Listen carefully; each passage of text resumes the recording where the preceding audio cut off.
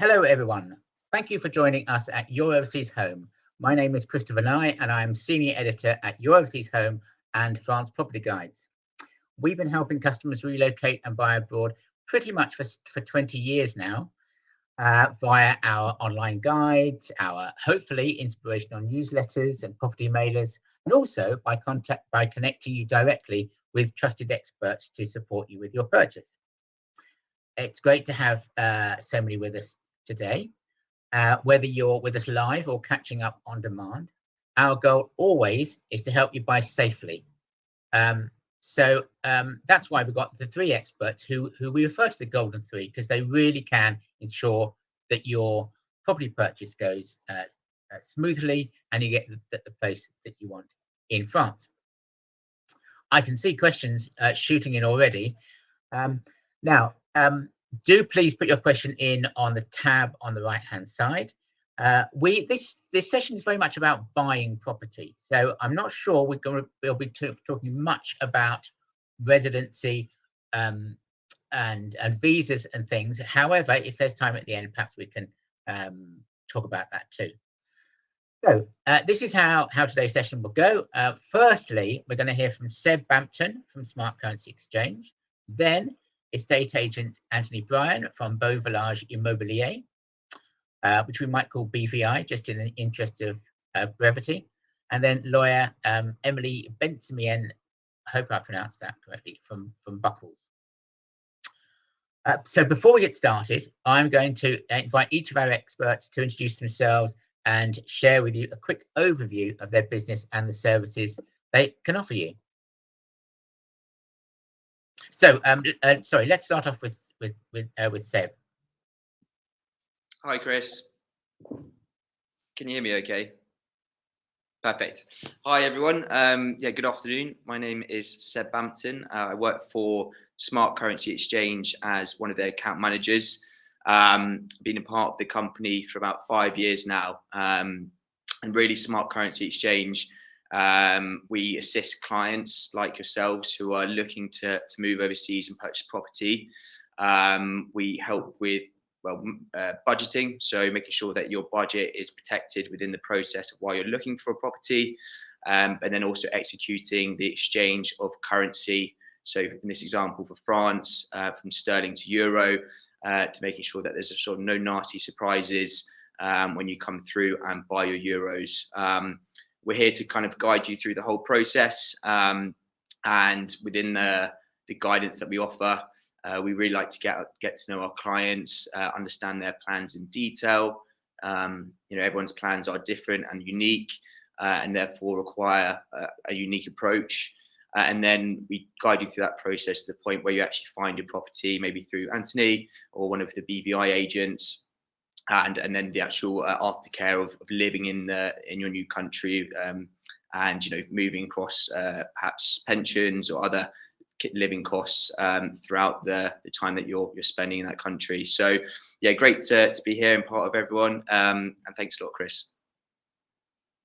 Great. Okay. Thank you. And now, Anthony, tell us about Beau Village Immobilier.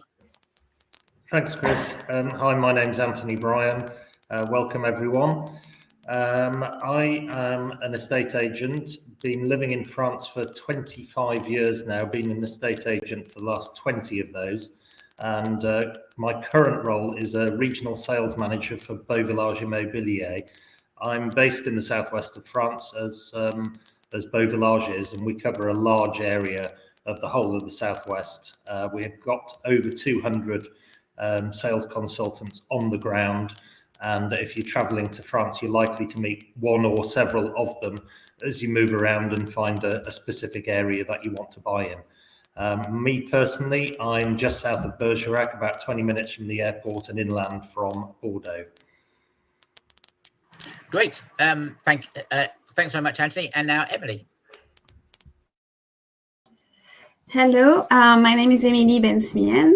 I'm a French qualified avocat, and I'm also a solicitor in England and Wales. I work for Buckles Solicitors, where we specialize with my team in French property and inheritance law. We have an extensive experience in advising people purchasing and selling properties in France. And we have also developed an expertise in planning an estate between the UK and France with French properties involved. And I am pleased to be here with you to answer any questions on the legalities of the process of purchasing. Great. Okay. Thank you. Now I'm gonna weigh in with a few questions for Seb. And now the way we're structuring this is how we would suggest that you might want to think about structuring your property purchase in France, which is firstly to get a budget, and for that you need to speak to a currency expert. Secondly, to make contact with an estate agent, and of course you'll be looking at properties, no doubt, anyway already, and to make contact with that estate agent, and then hence we'll talk to Anthony, and then once you're definitely going to buy, but to think about structuring the purchase, then you'll want to talk to Emily. So we'll do it in that order. So Seb, tell me about my different transfer options when I'm going to buy a property in France. How does it all work? Sure. Yeah, absolutely. As I mentioned, everyone's requirements are unique, which ultimately means that it requires a unique approach on how we're actually going to exchange your currency into euros for your property purchase. Chris, you're quite right.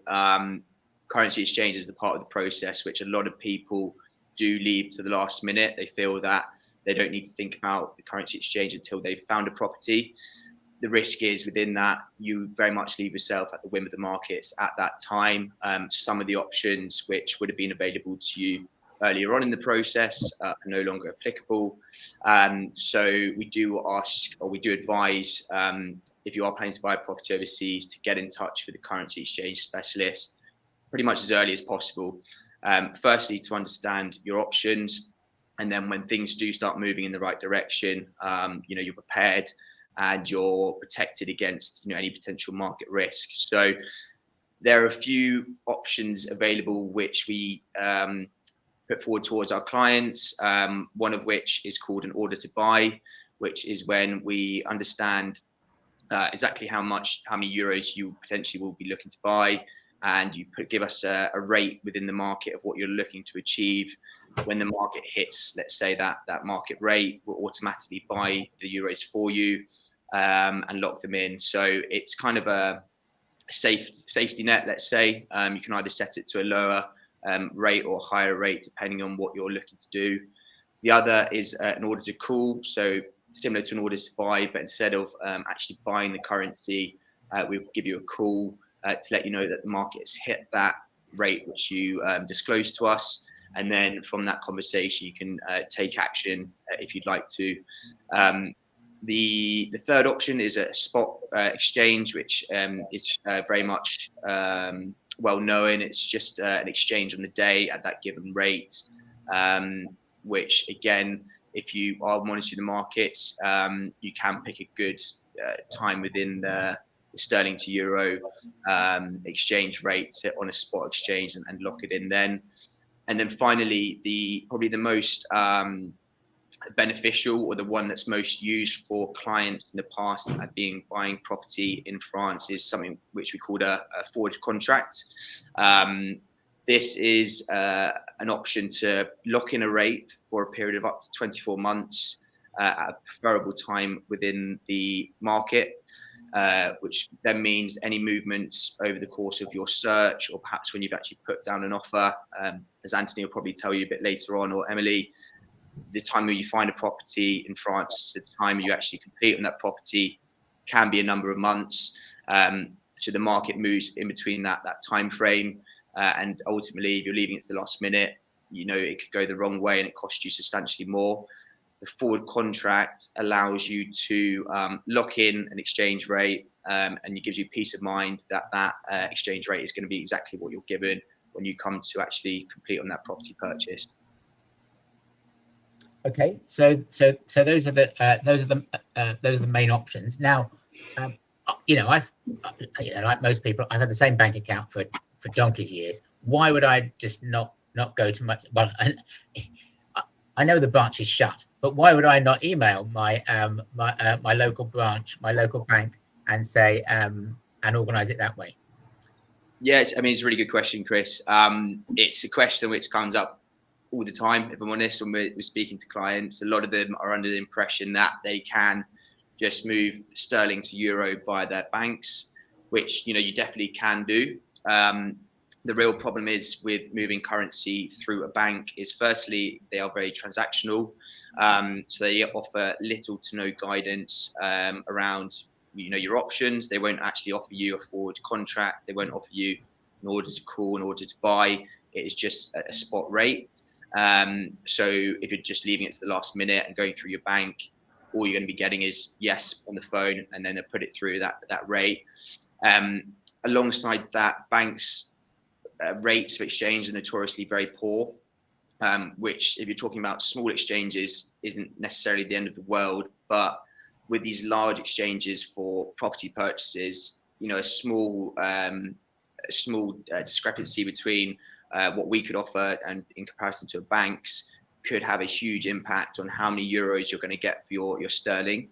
And again, going back to it, the transactional side of things, if you aren't given the right guidance around the timing of your exchange, you can be caught out and be stung financially. I mean, the movement over the last 12 months from sterling to euro has been around 7.5%. So if you're moving £100,000 to euros, that's a £7,500 movement each way. So you could be spending £7,500 more, or you could be paying £7,500 less, depending on when you actually book in your exchange. And that's what we're here to do, to ensure that you're aware of that, and then take relative action to protect yourself against that market risk. Now, we've had a question from Jan, who, well, it's more of a comment. Moving a large amount is subject to money laundering searches. How do we know that? So I assume you're regulated, and how do we know that our money is safe with you? Yeah, good question again. So yeah, we're regulated by the HMRC, authorised by the Financial Conduct Authority. So we're pretty much regulated just as a bank is. We never actually physically have access to your funds. So when you book in an exchange with us, we give you details for our Barclays client account. So it's a ring-fenced account with Barclays. You would then send your sterling, in this example, to that client account.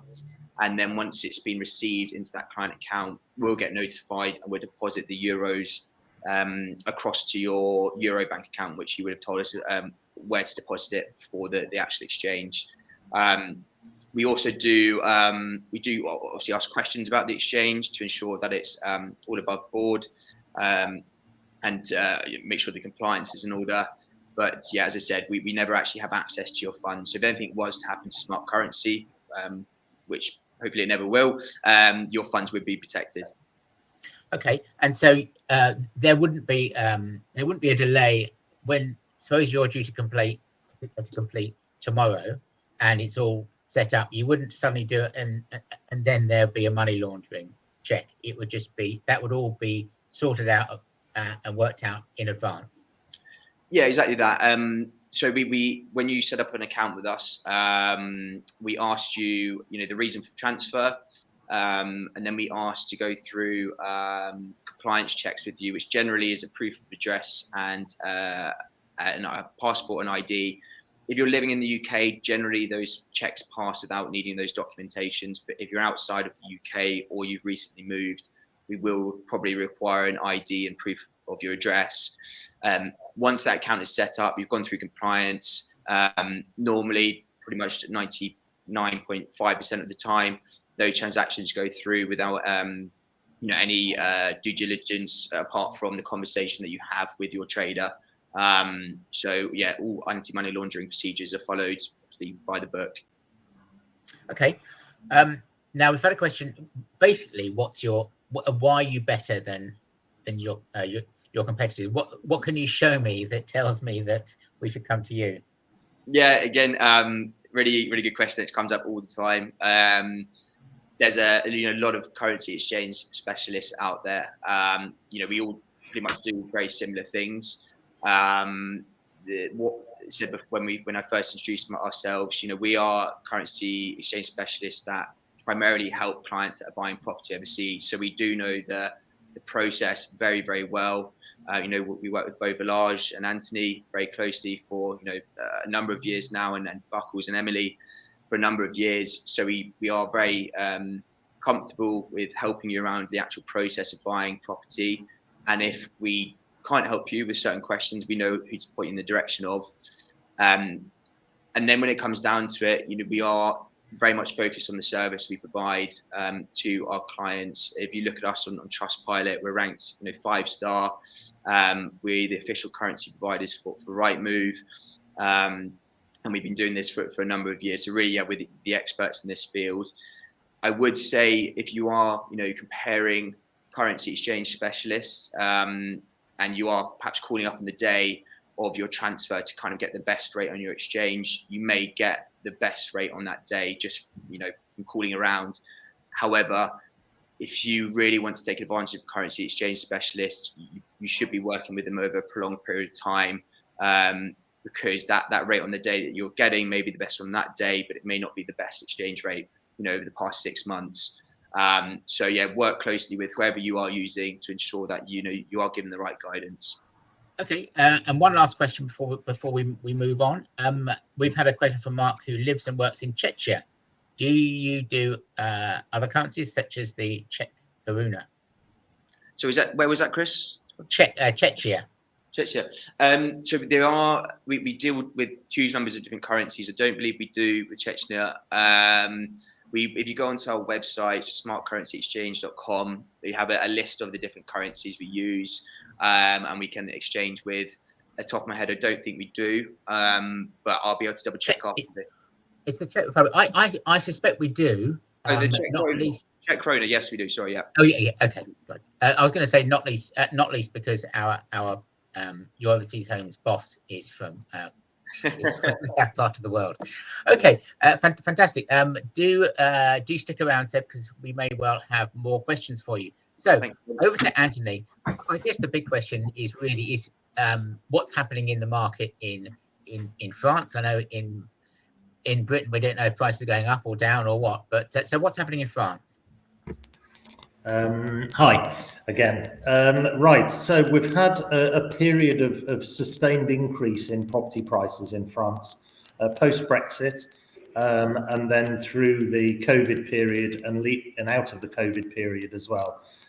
We imagine a lot of it's been driven, by the desire to move from the bigger towns and into the countryside for a better quality of life.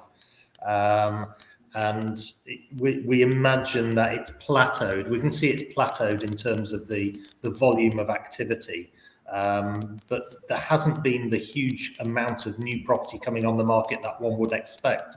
So it seems that people are holding on to the properties for longer, and it's meant to sort of a dryness of the stock situation where it's maintained or sustained a high level of prices. So we've seen an increase last year of about 10% in property prices rurally in France. The year before it was something very similar, so 20% over 2 years.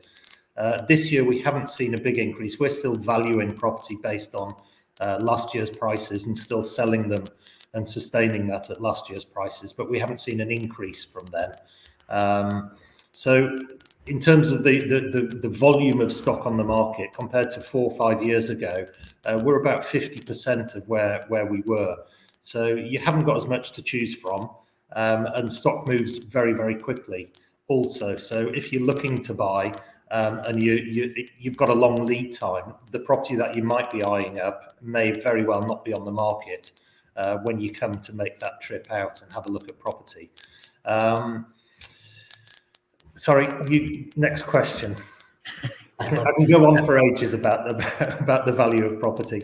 Well, I was going to ask. I know that a couple of years ago, the big story post-pandemic was everybody piling out of the cities and buying property in the countryside, and prices in Brittany and places like that, just like in Cornwall in the UK, were shooting up. Has that leveled off now? People started to move back. Would you say? I think the people that were going to do it made that jump almost immediately post-pandemic. It's certainly dried up. The volume of French moving from the cities out into the countryside. We're not seeing the same levels as we were leading out of the pandemic. In terms of the sort of foreign buyers, because obviously we deal with a lot of international clients, there's still the desire and same volume of desire that there has always been, certainly from the UK market, for people wanting to move out to rural France where we're based. Okay, excellent. Now, getting down to the practicalities, what should people add on for buying costs? So they've spoken to Seb, and they've got an idea of the currency exchange and what difference between the interbank rate and what they'll get. So if they've got 300,000 euro or 200,000 euros at today's rate, should they be looking at 200,000 euro properties, or should they be allowing a bit for buying costs? Yeah, they certainly need to make allowances for the local costs of purchase. On a 300,000 euro purchase, you're looking at around about 7.5% on top for let's call it stamp duty, but it's taxes and notary fees. So the stamp duty or taxes are about 6%, and then notary's fees are about 1.5%. So they need to have a reserve of 7.5% within their budget that are going towards the taxes and purchase costs locally.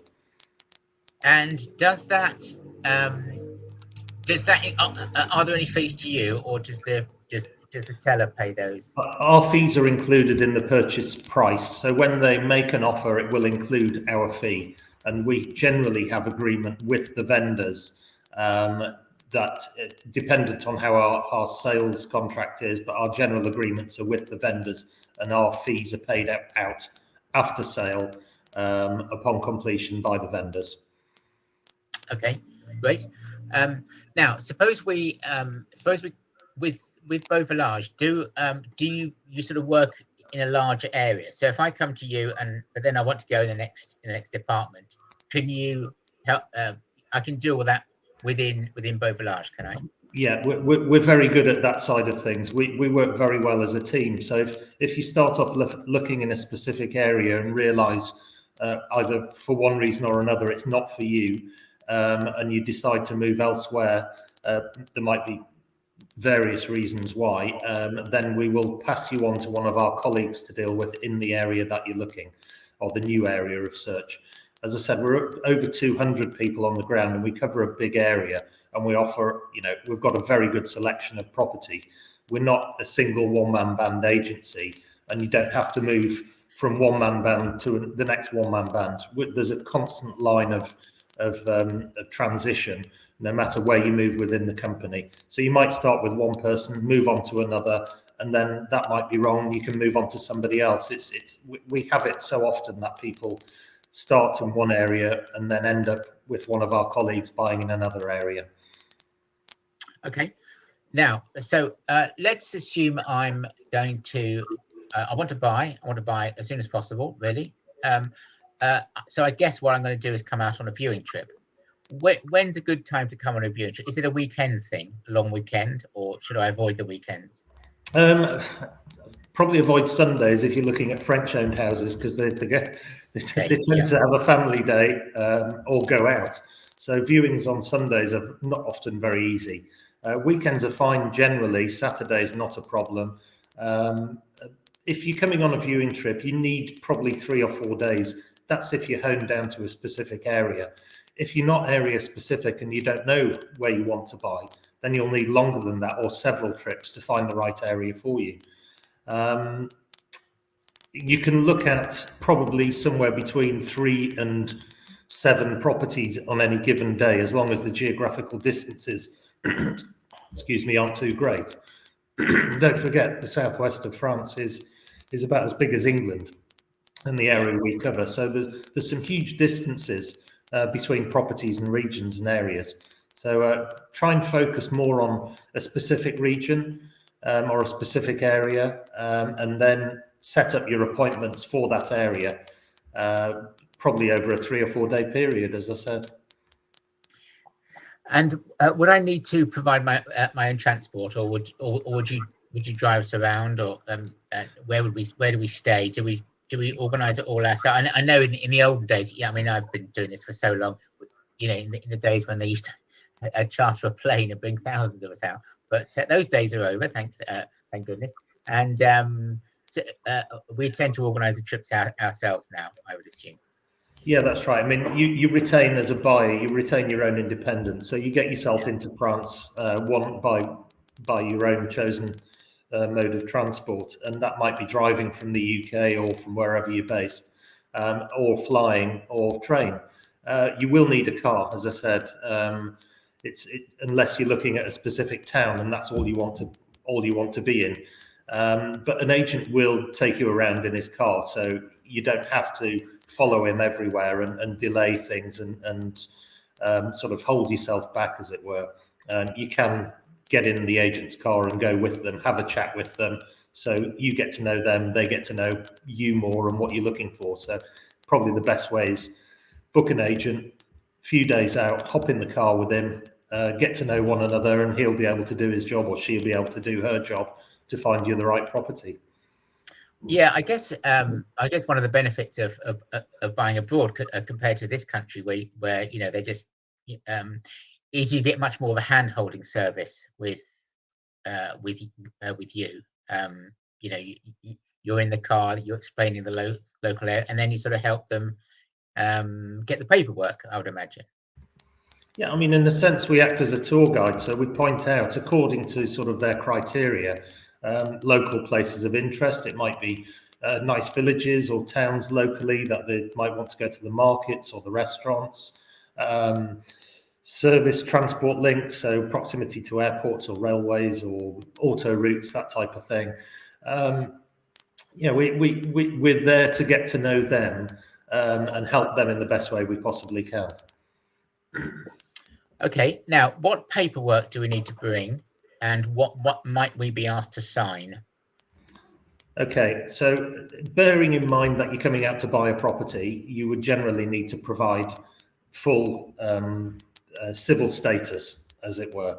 If you make an offer, excuse me, if you make an offer on a property, the offer is accepted by the vendor, we will then ask you for specific pieces of paperwork so that we can collate the dossier to present it to the notaire.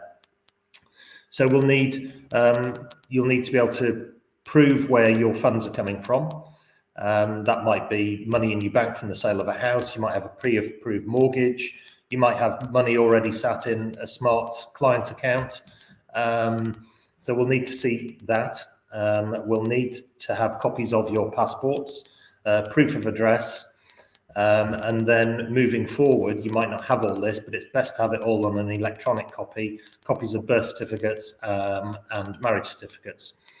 Those are the principal pieces of paper that we will need to have to collate the dossier.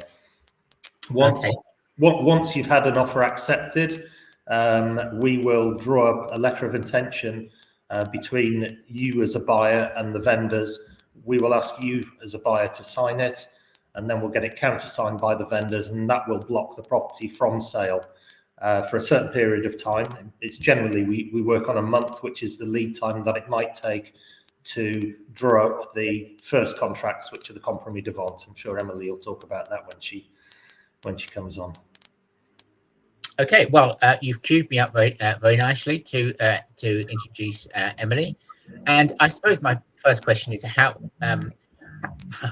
I don't want to sound impatient, but how long will the process take from making an offer to getting the keys in my hand? You're on mute. Yeah, we can't hear you. Yeah. Sorry. Yes, I I was going to say maybe before replying to your question, Chris, just giving a quick overview on how the process works, because it's really different from purchasing a property in the UK, for example. So when you have done all this paperwork with Anthony and you have signed your offre d'achat and letter of intention, you're going to have to sign the first contract. So there is a first contract that is a preliminary contract. We call it compromis de vente or promesse unilatérale de vente. And this contract is really important because it sets all the conditions, all the precedent conditions that are important to your consent as a buyer, basically. But it's binding. So the conditions need to be very well drafted. So you're not bound by a purchase that you cannot actually go through. So for example, one of the main conditions or most frequent condition is a mortgage. If you need a mortgage to finance the purchase, the mortgage needs to be mentioned in the compromis de vente. Or if you need to make some specific work on the property, anything like that, that are conditions to your consent to purchase the property as the buyer. And so it needs to be well drafted in the compromis de vente. So that's this first contract. This first contract arrives with a set of surveys that are mandatory. These are not a structural survey. So if you want to appoint a structural surveyor, this is also an option, but that will not be part of the mandatory process. So after signing the compromis de vente or the preliminary agreement, it could be a minimum of 2 to 3 months before we can actually complete the sale. So another deed is going to be signed after 2 or 3 months once all the precedent conditions are fulfilled. So basically, to answer your question, the minimum would be a 3-month process. And this is from being able to sign the first contract and receiving the keys. So that's the minimum. So I think that the whole process, like viewing, finding, signing the letter of intention, then getting the contract ready, I don't know, it's probably a few months to consider. Okay, so hence I can see why Seb says that it's a good idea to book in your exchange rate, because what happens if you've paid a deposit and then you want to pull out for some reason? Do you yes. lose the deposit? So the deposit has to be paid once you at the same time as signing the first preliminary contract, and basically you have 10 days. It's a cooling off period. So after signing the compromis, there is a 10 days cooling off period within which buyers can withdraw for no reason. But after these 10 days, the contract is binding. And that's why it's really important that it's well drafted, because then you can only pull out if you cannot fulfill the condition. So the condition has to be drafted in a way that if you cannot fulfill it, then you can get your deposit back. But otherwise, you could not. For example, I mean, to be a bit more clear, like let's say you need a mortgage to purchase the property. Well, the condition of the mortgage is in the preliminary contract. You cannot get a mortgage, then you can get your deposit back, but it has to be worded in the preliminary contract that the way you have requested the mortgage is not like it's not just because you didn't request a mortgage, but it's because you actually have a refusal letter from a bank and showing that you have made the application properly. So then it's not the fault of the buyer that the process cannot go through. But Okay. So that's really important to consider. Okay. Now, I guess not everyone is married, and there might be a couple, perhaps with their own children buying together. So I guess it's important to structure the purchase and ensure that all the right names are put on the contracts and the deeds. Is there anything that we need to does that have any implications? I guess we need to speak to you in advance and structure the purchase correctly. So that's really important because yes, it could be a way to plan what happens to the property after death, for example. Like if you want to, depending on everyone's family situation and how you want to own the property is really important.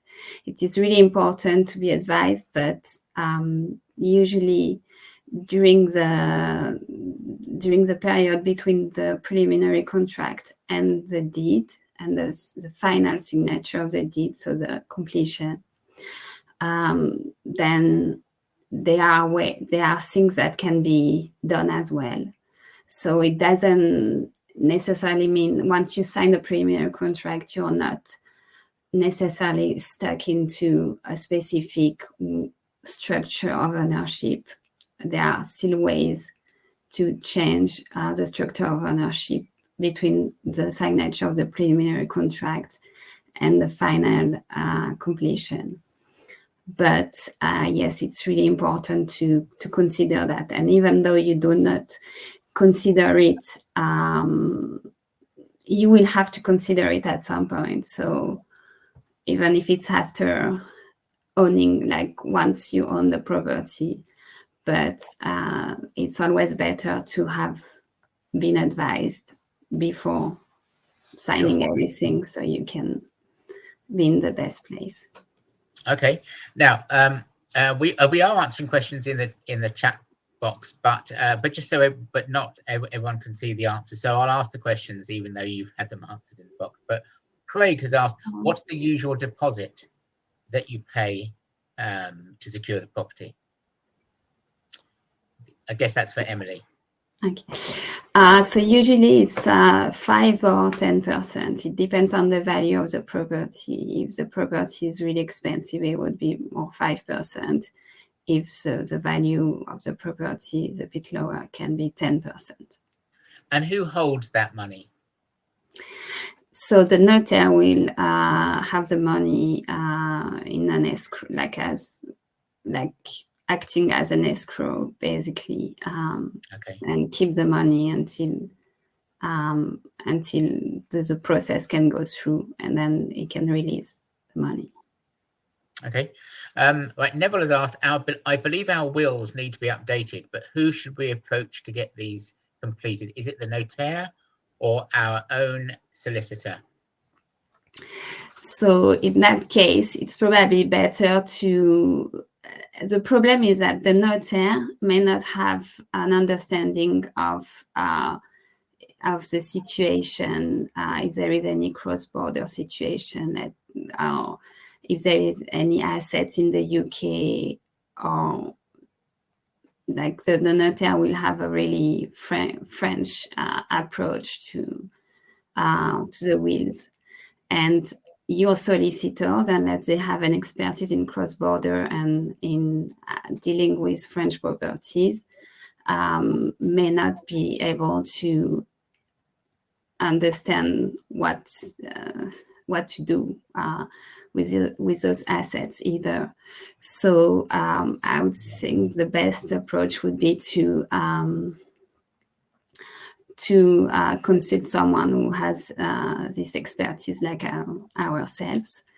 And yeah. Okay, Ronald has asked, how long does the seller have to accept or reject an offer?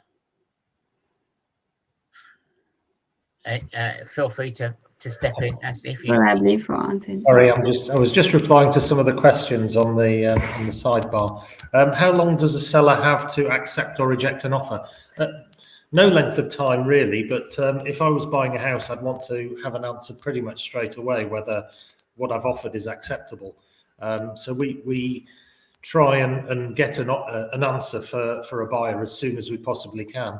There may be extenuating circumstances where we can't get an immediate response. For example, if the property is owned by a number of inheritors and it takes them a long time to reach a decision, in which case we'll give advice to the buyer to say, look, you're not going to get an immediate response on this. It might take a few days or a week or two.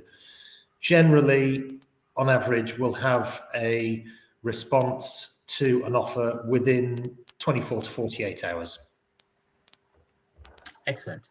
Okay. One more question for Emily.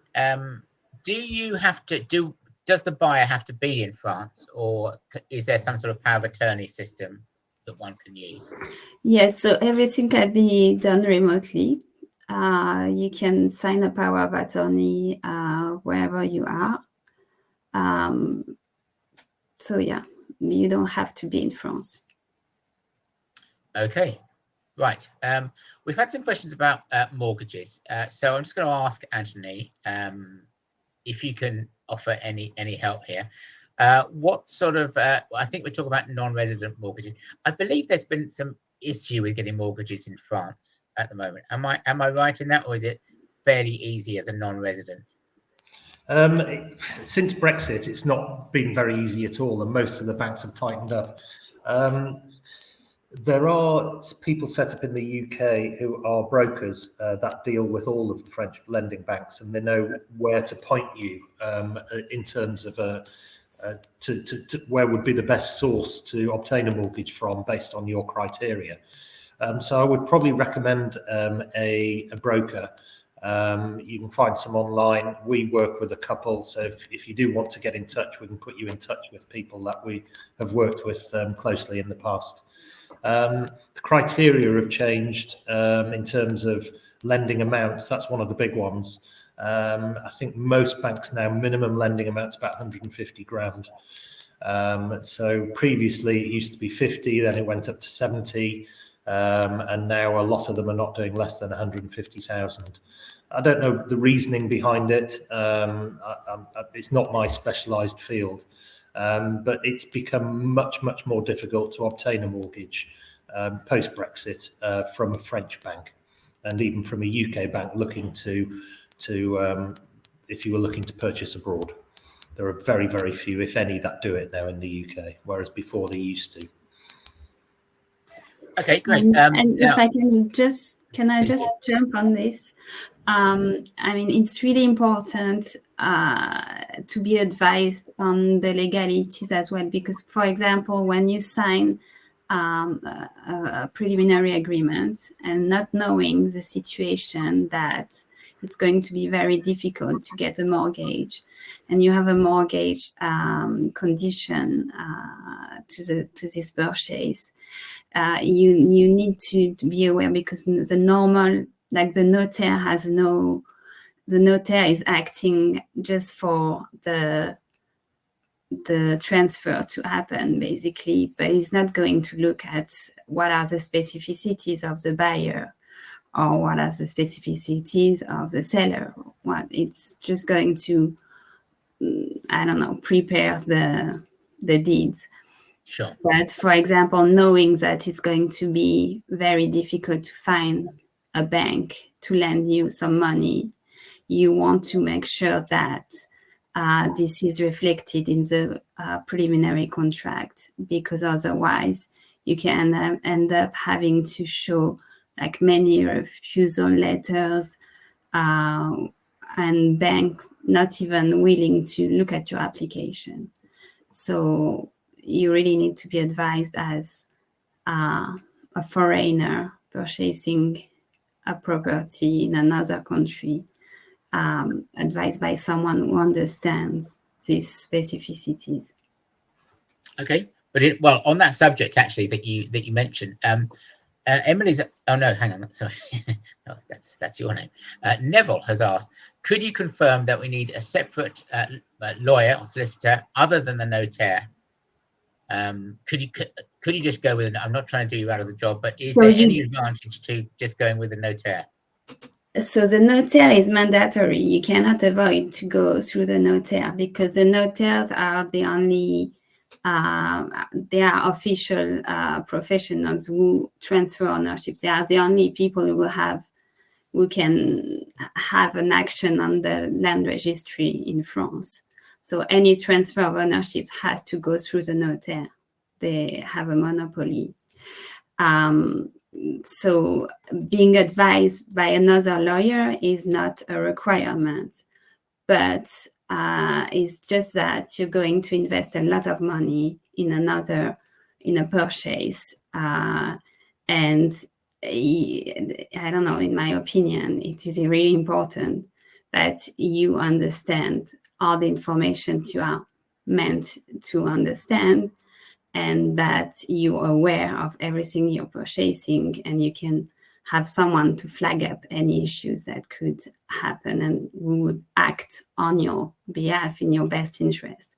Because the notaire is transferring the ownership, but doesn't act, it doesn't look at any, it doesn't take any side. It doesn't defend, like it doesn't make sure that that you understand everything and on a legal way, and it doesn't act in the best interest of the buyer or the seller. It is natural. Thinking about well, especially country property, well, I suppose any property really, I've heard horror stories about planning permission. So quite often we find a house is not quite right. We want to make a change. I believe that even painting your shutters a different color will alert the planning permission, the MERI. So if I look at a property and I think I love that, but I want a pool, or I want to develop that outhouse that I want to turn into a yoga room or whatever, would you be able to advise on that, or would that be Anthony, or would that be you, or could you both do it? So we would be able to advise on that. Like the thing is that basically what we can do is we will request what are the planning regulation in the area, so you can understand what exactly where you're buying and what you can do and what cannot be done. That's again, why is it important that you have someone asking these questions and looking at what is possible to do or not on your behalf, because the notaire may not even know that this is something that could be of any interest.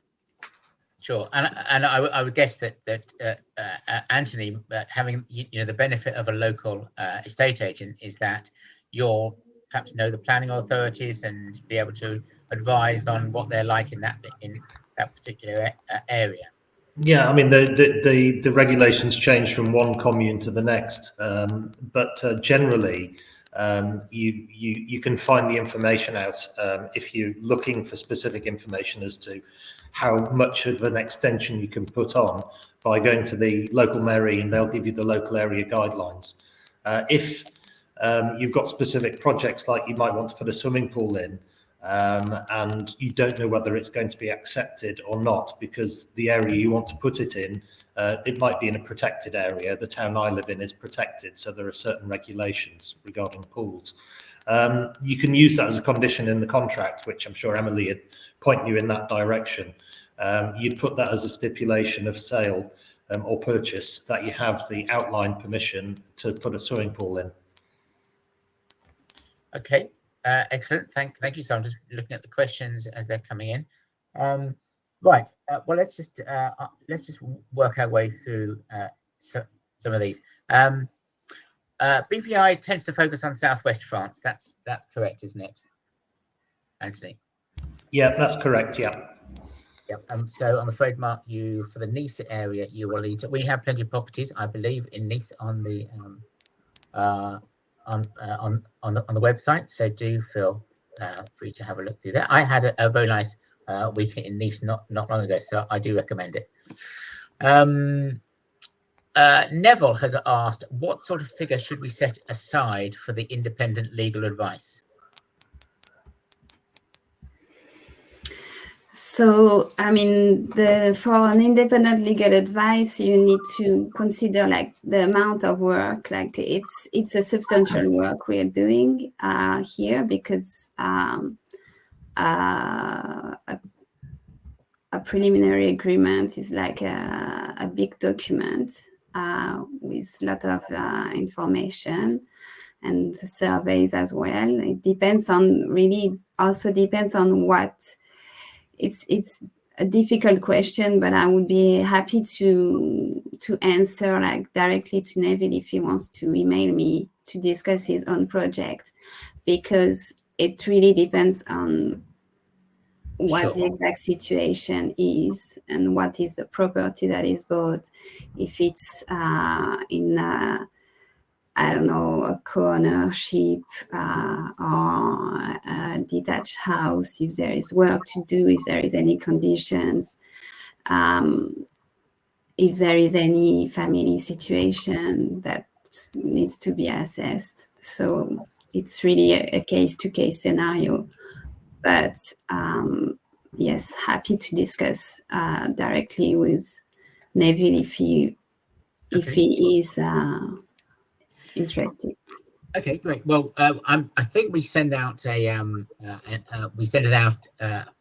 email giving all your contact details anyway. But do just note down names and companies. That's Buckles, and that's BVI, and that's Smart to contact our panelists directly. Right.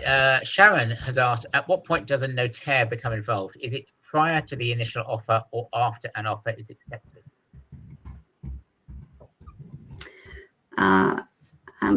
I'm replying because I see Anthony is busy. So the notaire is involved. He can so I'm not sure how it works with BVI, but some real estate agents draft the preliminary contract. So either the notaire will draft it, or if it's a real estate agent drafting it, then the notaire becomes involved after signature of the preliminary agreement, basically.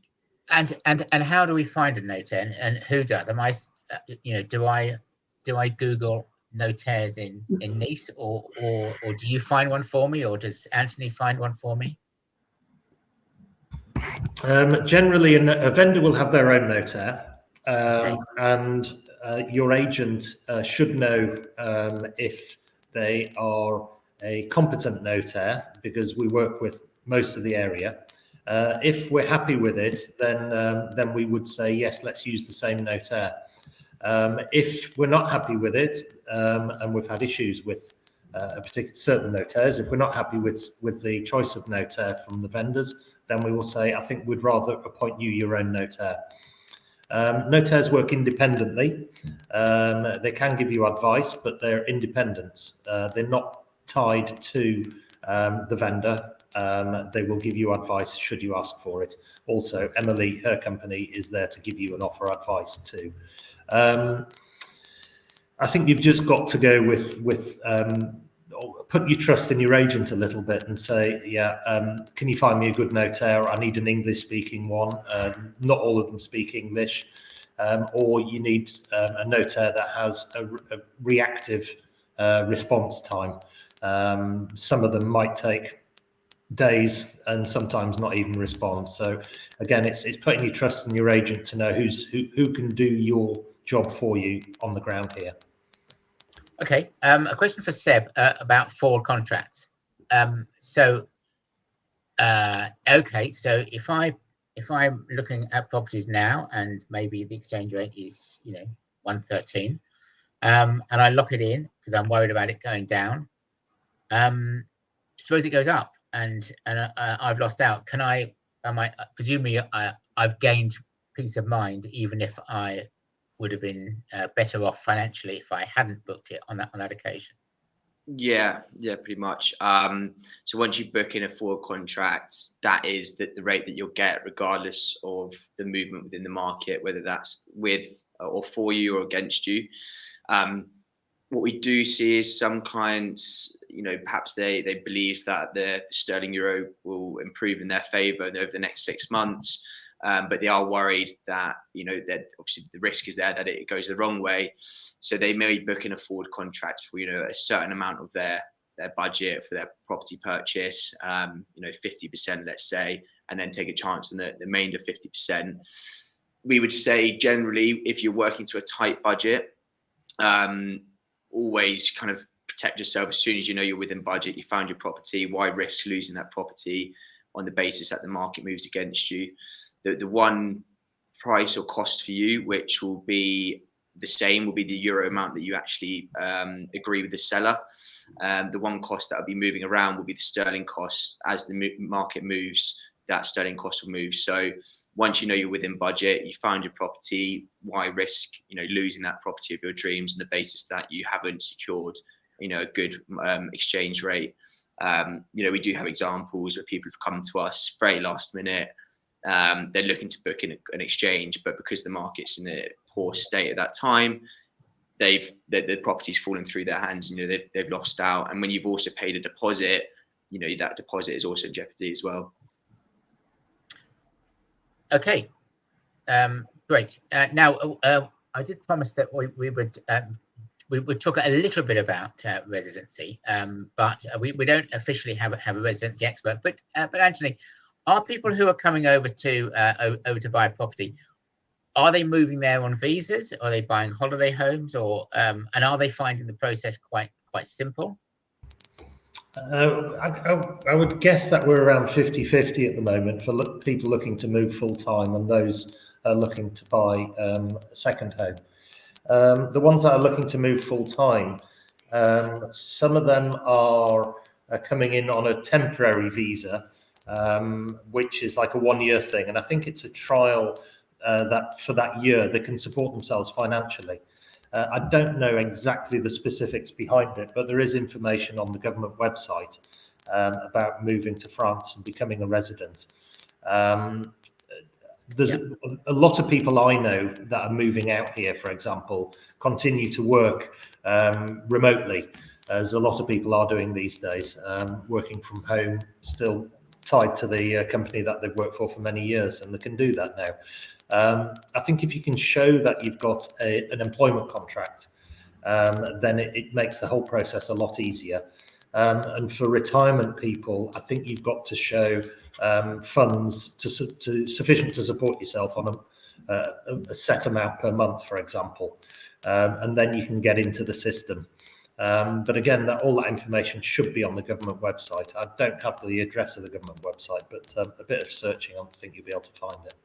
Yeah, it's also on Your Overseas Homes website, and you can also just look at if you go to the Your Overseas Home on demand section, you'll find a gazillion webinars just like this one, all specifically about residency and visas and the paperwork that you need. And we can, and if you give us a call, we can put you in touch with someone who will organise all that for you. Yes, we also have a network of lawyers who can help with immigration question if anyone needs. They can email me directly. Yes, and I think the big picture is that, you know, with people who worked out how to do it. You know, we had all the pandemic and no one really knew what was happening, and there was that scramble to get residency before you move there. I think processes have now been worked out, and people are just getting the visas and they're moving there, and just like we did before we were in the EU, and it's kind of working out okay, I believe. Now, Jan is asking about bank accounts. If you aren't living in France, how can you open a bank account? And I don't know who would answer that, but what do most people do, Anthony? I've not heard it being a problem, I have to say. You've heard it as a problem? No, I haven't. I haven't heard it being a problem. No, I mean most banks locally are used to dealing with immigrants coming in, expats coming in, and buying houses and looking to move here permanently. You will need an account set up for as soon as you've completed on your purchase, in order to put the utilities into your name. If you don't have the account, then we can't set up the utility accounts because they only accept payment by direct transfer or direct debit. You can start the process once you've signed a preliminary agreement. Again, your agent will be able to put you in touch with a local bank that speaks your language if you don't speak French. And they can gather all the data and paperwork necessary to push the button that as soon as you've got your attestation of ownership, you give it to the bank and the account will be open and running. There's no minimum amount transfer, minimum opening amount. At least 99% of the banks don't have a minimum opening amount, so that's not a question. And you can lay the groundwork for the account opening before you complete your purchase. Okay. Well, we've run out of time. I think so. We've taken you hopefully from through the whole process.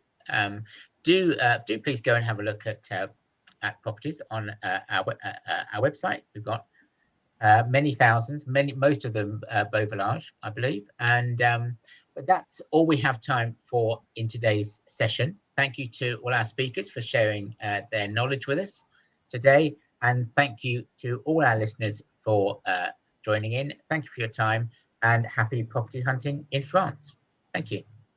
Thanks, Chris. Thank you. Thanks, everyone.